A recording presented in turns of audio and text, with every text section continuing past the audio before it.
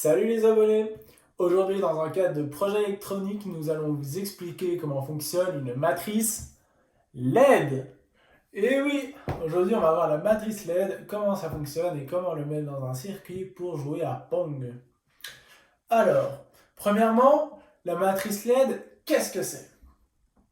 Ce sont plein de LED reliés ensemble par ligne ligne et par colonne. Nous avons du coup la ligne 1, la ligne 2, la ligne 3, etc. autant qu'on veut. Et puis la colonne 1, la colonne 2 et la colonne 3. Le nombre de lignes doit être égal au nombre de colonnes. Et le nombre de pins que demandera l'Arduino est égal au nombre de lignes plus le nombre de colonnes. Ici, nous allons travailler en matrice 8 x 8. Nous aurons donc 8 lignes plus 8 colonnes, 16 pins à demander. Alors, comment est-ce que ça fonctionne? L'anode de la LED va être connectée à la ligne et la cathode va être connectée à la colonne. Ok? Nous aurons donc ici toutes les résistances données et notre petit carré de LED. Alors, nous voyons qu'il y a des résistances, mais combien valent ces résistances?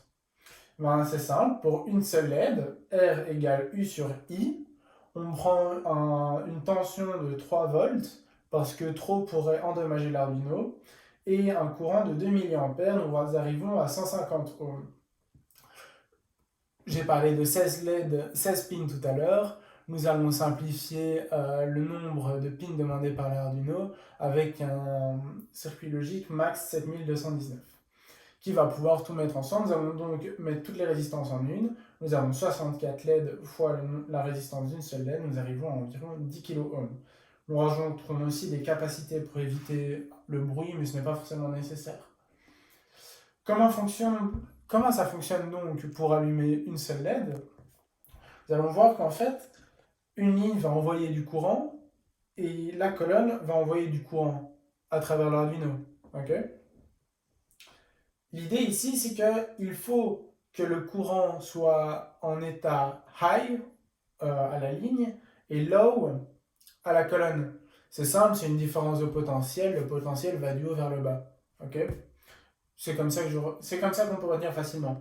Donc si on est à low, c'est plat, il n'y a aucun courant qui passe. Si on est à high, bah, les deux sont en haut, aucune différence de potentiel. Si on est en état low-high, bah, du coup ça va de la cathode vers l'anode, mais du coup ça ne s'allume pas.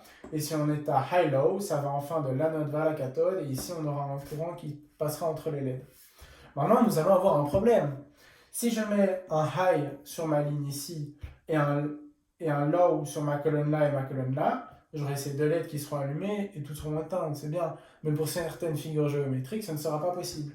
Par exemple, pour une LED 4x4, si je veux allumer ici en coude, je vais mettre high pour cette ligne-là, high pour cette ligne-là, low pour cette colonne-là, mais ici je ne pourrai pas, elle s'allumera d'office.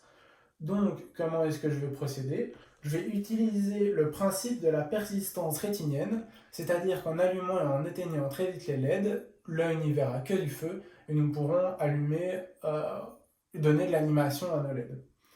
Donc voilà, c'est imperceptible et l'idée c'est que c'est très rapide. Et nous allons voir que ça fonctionnera avec l'autre côté du tableau. Mais quelle vidéo!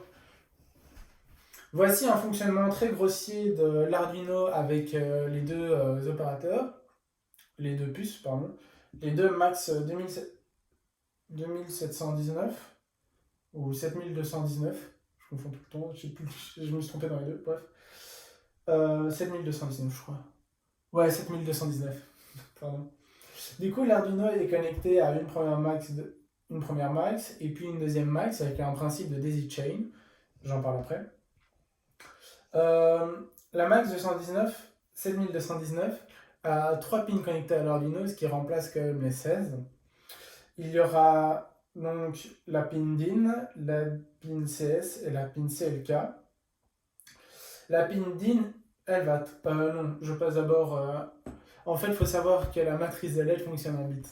Donc là, on va voir par 8 bits. Et donc la DIN va traiter les données en bits. Okay.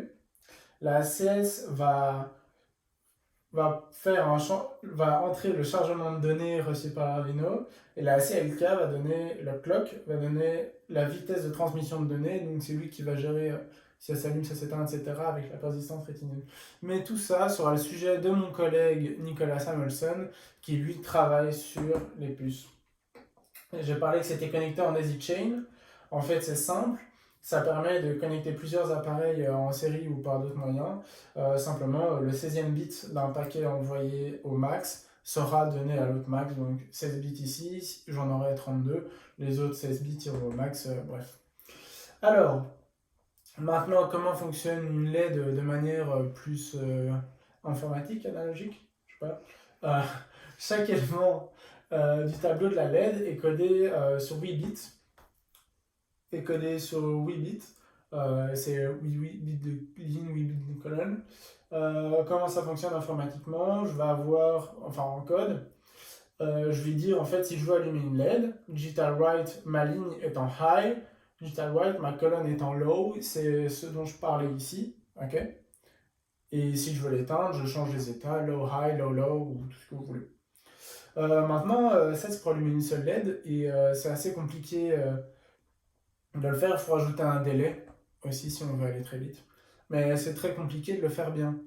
Donc, pour aller plus rapidement, avec une grosse quantité de LED, ici pour un 4x4, je vais utiliser un tableau booléen, okay, simplement parce que les états seront soit high, soit low. On appelle ça un tableau d'état. Et donc ici, je décide d'allumer les 4 LED centrales de mon tableau 4x4. Et c'est comme ça que j'arriverai à allumer mes LED. Voilà, j'espère que vous avez kiffé. N'oubliez pas de